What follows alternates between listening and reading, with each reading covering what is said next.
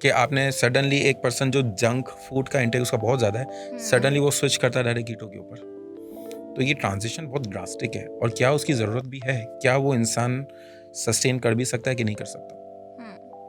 ये इस तरह की प्रॉब्लम है। तो शॉर्टकट्स के जहाँ पे डिटॉक्स जूसेस काफ़ी ज़्यादा चलते हैं, बिल्कुल, जहाँ पे आपको जूस देंगे कि आपका एक दिन होगा जिसमें आपको सिर्फ डिटॉक्स जूसेस पीना है, और आप कुछ नहीं खा सकते पूरा दिन। पूरा दिन। वाओ।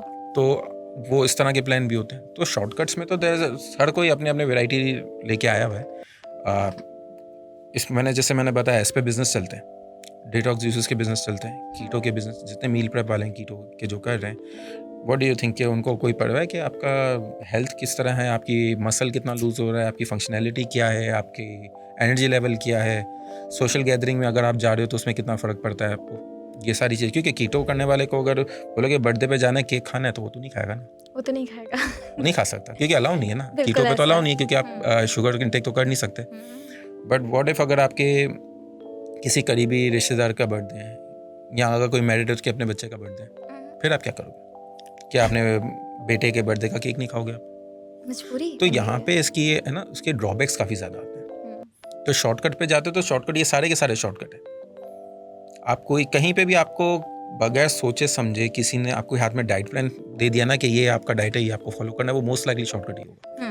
तो उससे आपको क्योंकि इसके अंदर बहुत सारी चीज़ें होती है कि अगर डाइट प्लान बनता भी है ना, तो उसमें कितनी इंडिविजुअल लेवल पे कितनी कैलोरीज आपको खानी, आपका प्रोटीन इंटेक कितना होगा, क्या खाना आपको पसंद है, वो भी उसमें मेंशन होगा कि अगर मुझे कोई स्पेसिफिक फूड पसंद है खाना जो मैं बचपन से खाते हुए आया हूं, तो अगर मेरे को वो कोई बोलता है यार वो अब आपको खाना छोड़ना पड़ेगा, तो मेरे लिए मुश्किल हो जाएगा वो। बिल्कुल सेम गोस विद एनवी। अगर मैं बोलूँ we all have tea, Pakistani है चाय पीना तो सबके ऊपर है, फर्ज वाजिब हो है, गया है सब तो फर्ज है ये। फर्ज तो कुछ लोग होते हैं बगैर शुगर की चाय पी सकते हैं, कुछ होते नहीं पी पाते, नहीं पीता। तो आप क्या बोलोगे आप उसको?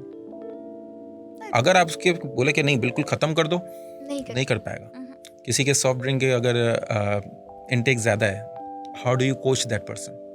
किस तरीके से उसको सिखाना है, किस तरीके से उसको समझाना है कि मेंटेन किस तरीके से करना है? मतलब ग्रेजुअली अगर यूज किया जाए आहिस्ता सबसे बड़ा प्रॉब्लम ये है कि अगर आपने डिमोनाइज कर दिया किसी खाने को कि भाई आप चावल नहीं खा सकते, आप रोटी नहीं खा सकते, आप ब्रेड नहीं खा सकते, या आप किसी किस्म का जंक नहीं खा सकते, तो वहाँ पे वो रिस्ट्रिक्शन आपको लीड ऑन करती है towards a failure of diet. Exactly. ठीक है, क्योंकि आपने इतना ज़्यादा रिस्ट्रिक्ट कर दिया कि अब वो डाइट मेंटेन ही नहीं कर पा रहा मैं, तो अभी मैंने चीट करना शुरू कर दिया, राइट? तो ये सबसे ज़्यादा होता है, ये सबसे ज़्यादा, ये बहुत नॉर्मल सी बात है।